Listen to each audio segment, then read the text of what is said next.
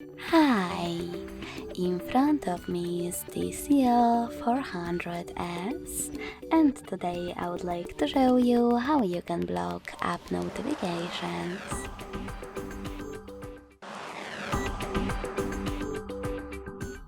Begin by opening Devices Settings and scrolling down to access notifications.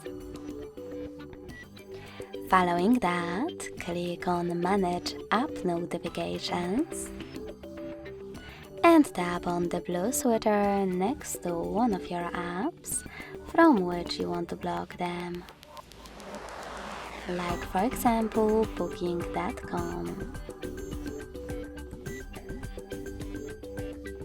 As you can see, all notifications from this app are now off. If you wish to switch them back on, click on the same sweater again. You can also switch on or off notifications from all of your apps by tapping on this sweater next to all at the top. You can also click on one of your apps located on the left and manage all notifications of it from here.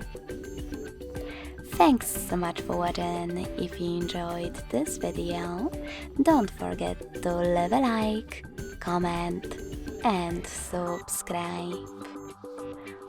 Bye!